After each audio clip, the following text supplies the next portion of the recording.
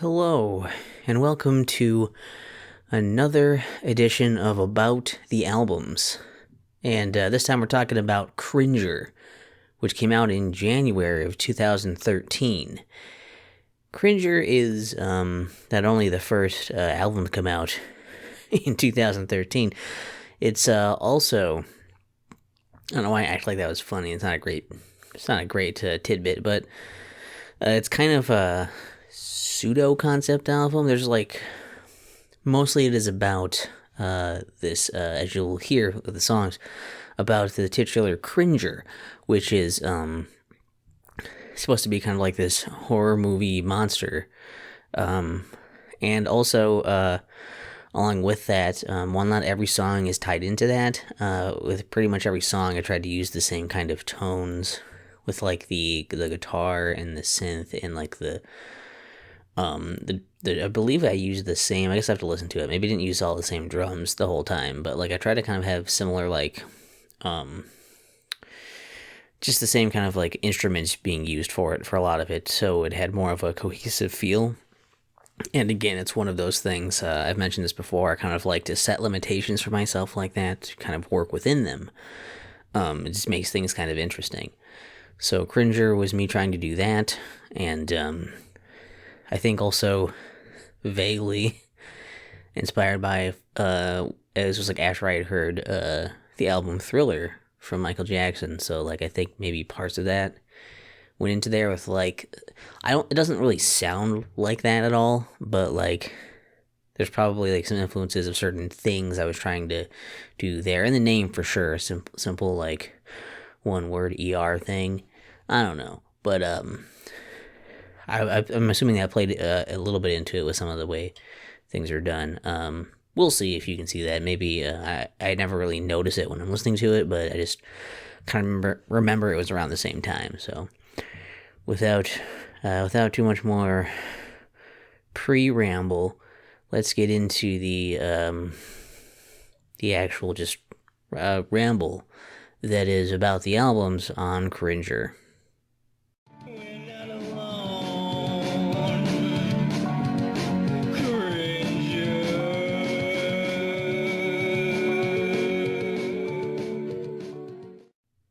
Cringer is about the title monster, and it's really just about this monster that it's called Cringer because it makes you cringe in fear and disgust. And this is kind of before the whole popular concept of, oh, that's really cringy or whatever on the internet.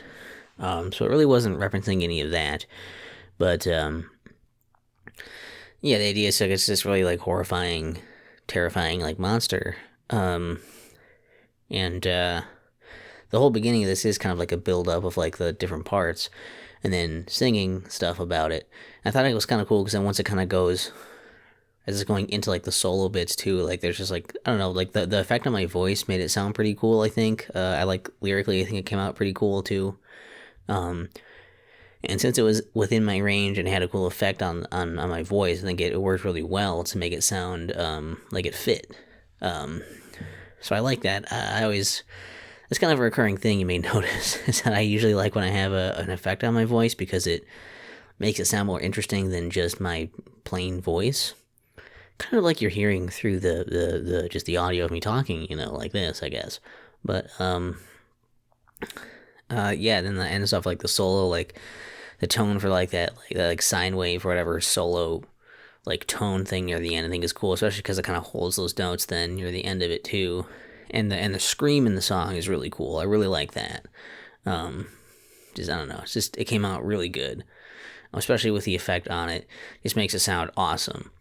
So really like Cringer. Just a really cool song I've always liked ever since I made it. And it's nice to know that to have a song that I liked when I made it, and that I've continued to like throughout time, for 7 years now, or whenever this comes out. It's probably roughly 7 years. So yeah, it's cool, and I just like having that kind of feeling. It's just kind of awesome that some of the stuff can hold up, at least for me.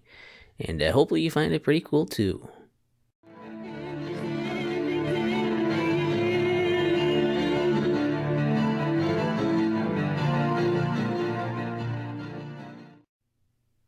Endless isn't real specific.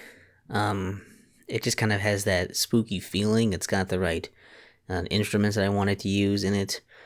It's a pretty simple riff playing and just kind of trying to layer over it a bit for a lot of it. But it is kind of like, it's supposed to kind of give you still the kind of horror feeling. It fits with the overall vibe of the album. And while it's not really specific about anything, I guess it's just kind of creepy. And it's this idea of like, the monster itself is endless. The Cringer is endless. Also, it is kind of confusing too, right? Because it's the album is just called Cringer, and so is the song. But usually, in reference to the monster, it's called the Cringer, and that's because it's just hard to be like. It sounds weird without the there. So that is why the happens even without the being in Cringer, when usually written in whatever. Mystery solved. Why is it called a mystery? Why isn't it called a... Oh, wait. I was gonna make like a joke about that being a gendered thing, but it's like, well, it could be like a Miss Turi, or it could be like a Mr. E. Because otherwise, if you did it that way, then it would be like Miss Uri. And that sounds like misery, and then that would just make me sexist. So I'm glad I didn't make the joke. Children beaten, children eaten, children every day. Children crying, children dying, children left to pray.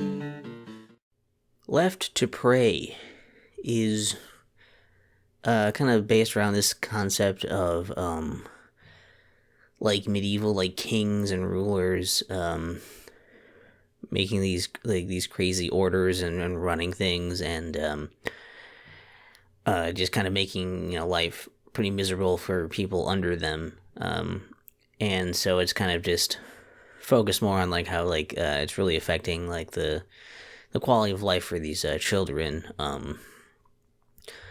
Like it's mentioning they're being beaten, they're crying and dying, they're being eaten. I thought that one was kind of nuts.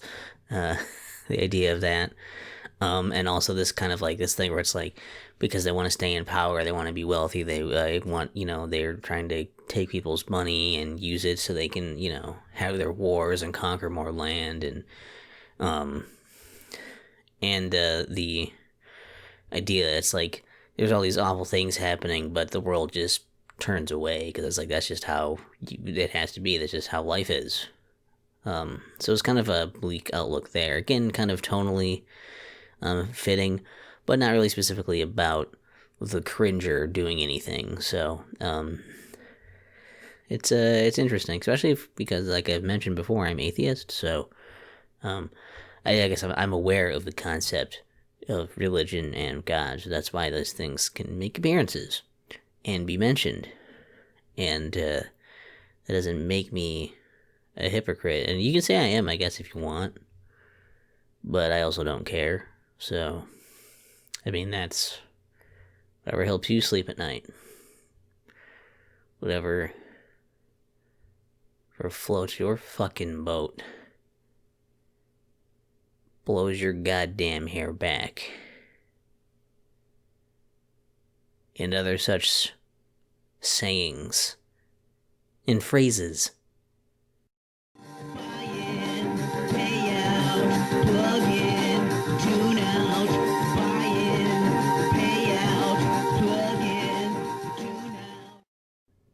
Watcher fits the naming scheme I kind of liked here with, one word ending in ER kind of thing. And it's pretty short. Most of the words don't really relate to much of anything, but the end bit, the chorus, I guess, if you will. It's just mostly about the idea of like buying in or whatever, like paying for cable and then watching TV, and it's like you hook up, like you plug in and you just watch that until like you die. Let yourself kind of like waste away watching TV. The idea of just like surrendering your life to the TV. Pretty simple thing, and I guess I didn't put much effort into that concept throughout the song, just that little last part, but it's a neat little number, and it went a little something like that. And this next one goes a lot of something like this.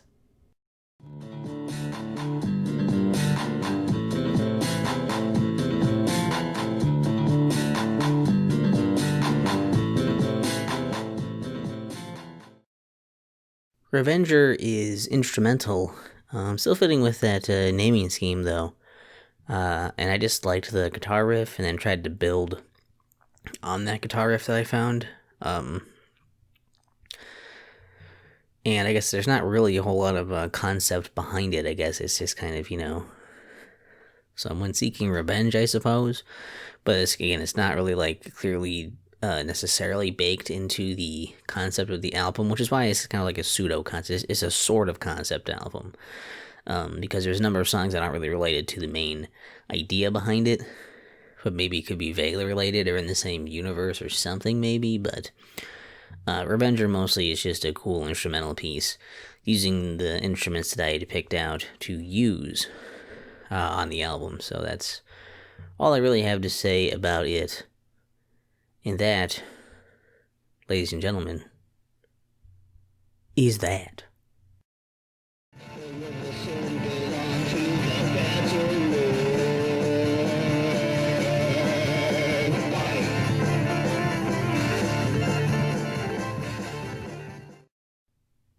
Battlelord gets its name from the boss enemy from Duke Nukem 3D. However, it's not really about that character. It's like kind of somewhat maybe inspired, maybe by it, in the sense that it's supposed to be a very fearsome foe, but it's really also just supposed to be a very mighty commander of warriors. That's just very ruthless, and I guess the idea is that like he's also a badass. He'll go around and like he'll fuck up soldiers that aren't going to do what he wants. And then the stuff he wants to do is also pretty brutal. So that's kind of the concept. And the effect on my voice in this one is kind of, I was trying to make it sound more like, like a monster and make it sound booming and just, it came out okay. The weird roar in the middle is not great. And I don't know, a lot of the music in this is just kind of like creating chaos and noise. So I think that it kind of fits what I was trying to do thematically. I just don't think that it was, fitting for the album, nor was it very fitting for, making a good song. But, you can't win them all. In fact, if you're me, you can only win, some. But I'll take it. Because that's all I'm gonna get.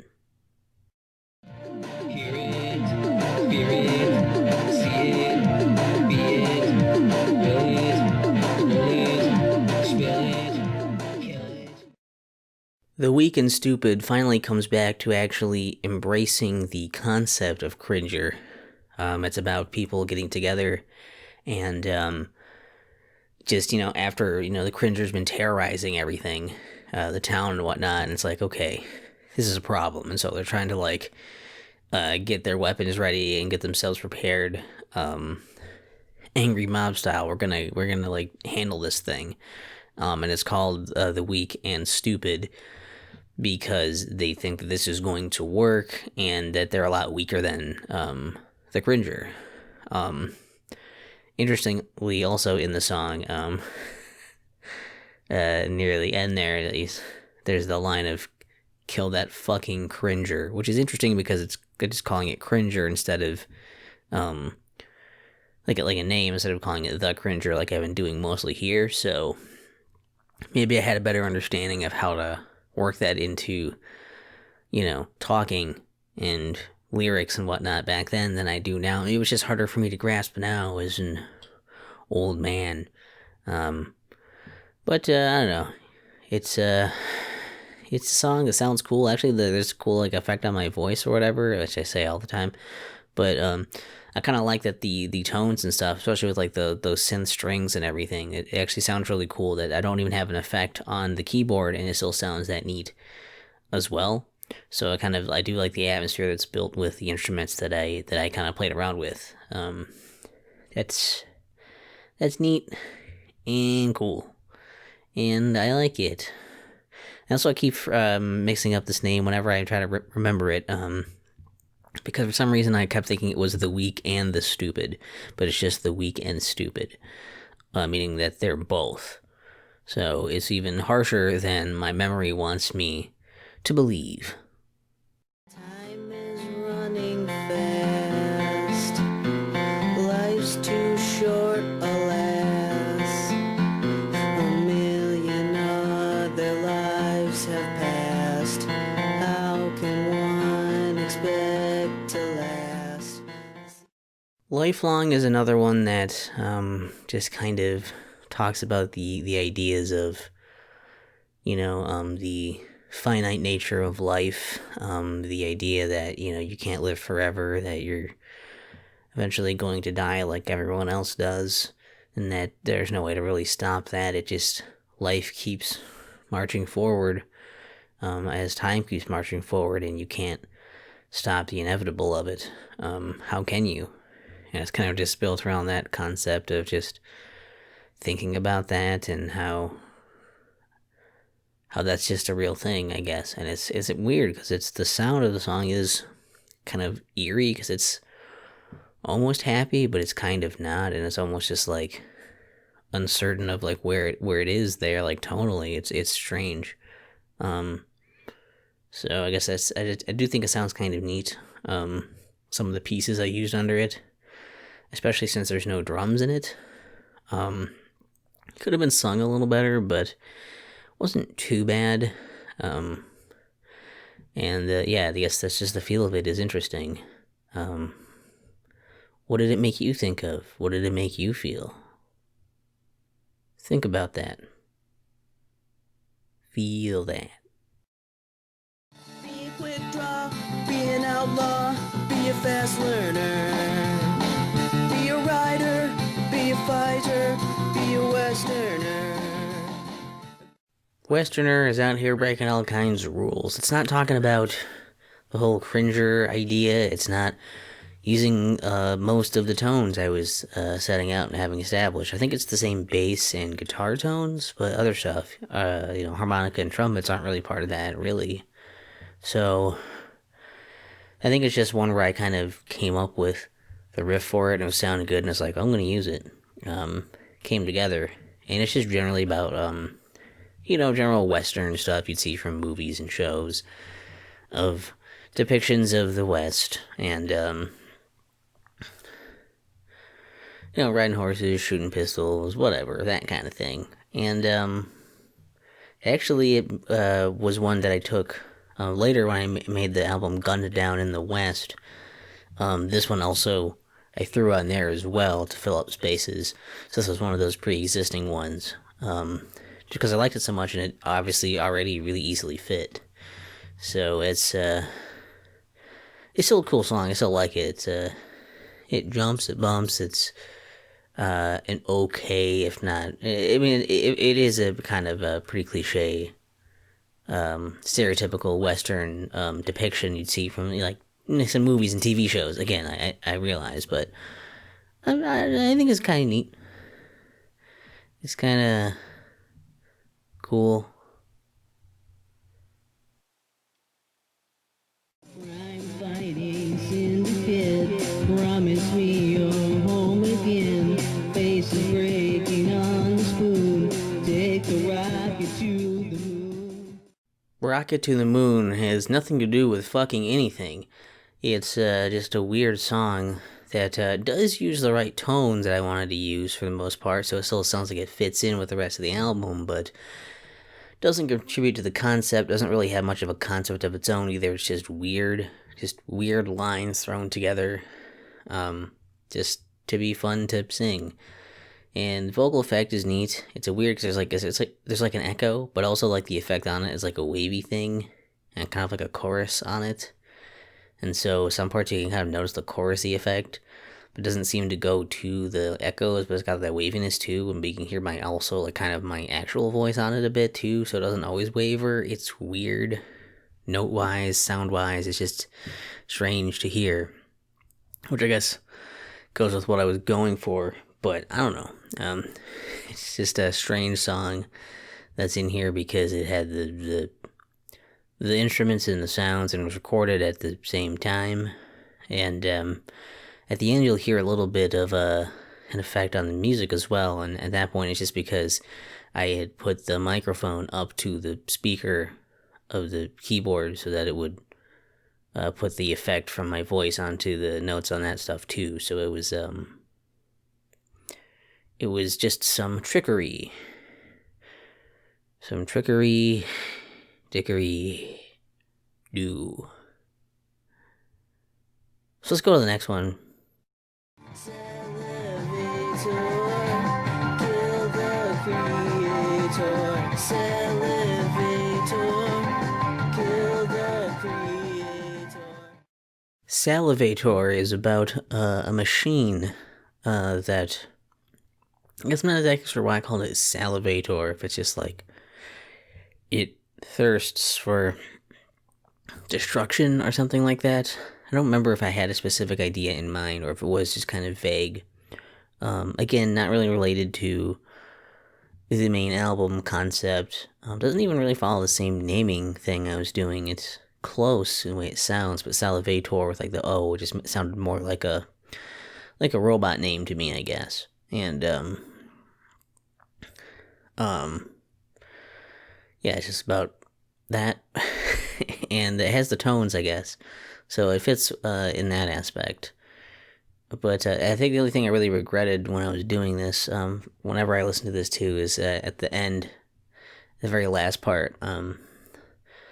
It's like Salivator.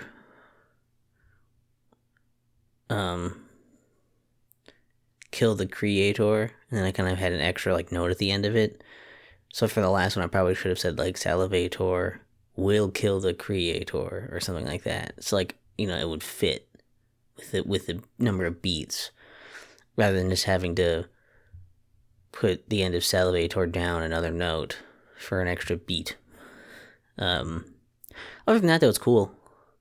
So I like that, and again, I kind of like the sci-fi robot stuff too. So I mean, you kind of see my limited wheelhouse is already showing, and there's already there's so many more yet to come for albums. So get used to it or get the fuck out. The Dragon Slayer's back. Dragnac. The Dragon Slayer's back.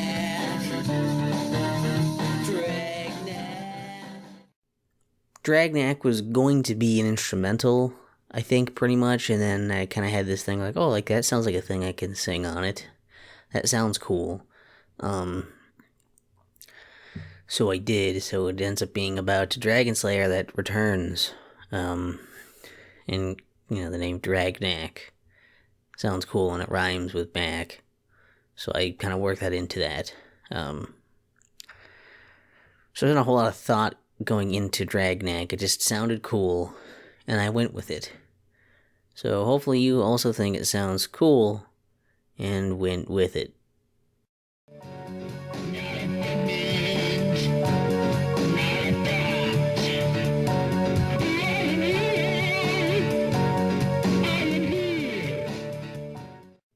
Reflector is the final song that actually is again about the concept of the album. It's from Cringer's perspective, and actually the progression of it is the inverse progression of first song of Cringer. So it's supposed to be like because people are like so adverse to the Cringer in the first place. The Cringer is just upset because people are afraid of it. They didn't do anything wrong. It's just people are naturally have this like fear response, and they hate that they're afraid of it, and so it's mad that it's being punished for something it didn't, for nothing, doing nothing wrong, and so it's getting its revenge by terrorizing the town and killing and eating people. And that's kind of going along with like the misunderstood monster horror movie thing. Um, and the also a fun fact is you might notice that there's like a siren sounding noise in it. It's actually just me using my voice with the effect on it. I was able to make it sound like that. I know it's hard to believe, but if you do believe it, then you're like most people who have ears and know how to process the sounds that enter them. That's the album. That's Cringer. I still like it. I still think it's a cool album, just especially because of, again, the tones and stuff picked with it. Gives it kind of an identity, the semi-concept thing. Gives it some personality and identity. Helps it stand out a little bit. And again, like all these other About the Albums things, I'm going to put the links in the description for stuff. I'll put timestamps and links to each song, and put the playlist out there so it's easier for you to find the full songs and everything. And also, for those of you in the poll, the loose button is still there, so it hasn't fallen off yet. So that's either good for those of you who didn't think it would be off yet, or bad for those of you who thought it would have fallen off by now. That's about it, though. So thanks again for showing up, and I'll see you next time for another thrilling episode of About the Albums.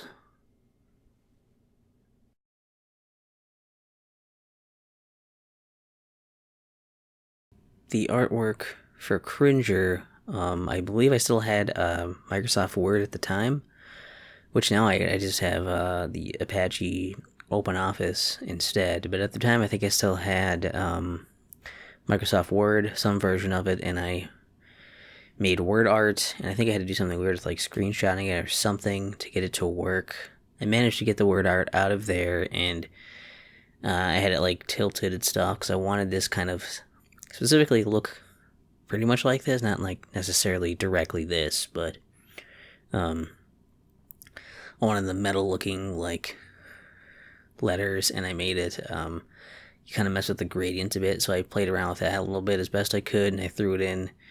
The downside to remastering the cover was that I didn't really get to do much because I didn't have anything to recreate that word art. I'm sure I could have probably downloaded some kind of program or something, but I didn't really play around much to do it. I figured like I'm just going to leave it as that as much as I can. And all I really did was redo the text for my name. I don't even know if I really touched up the artifacting at all either. But I just redid, the thing where my name's there so that it was easier to see that. So at least that part would be a bit clearer. But it's kind of a stark background. I kind of like it. It's just kind of like this thing that's just like, sticking out of there, out of the nothingness. This intimidating thing out of the nothingness. And then the red for my name is like blood, I guess. That's the art of Cringer.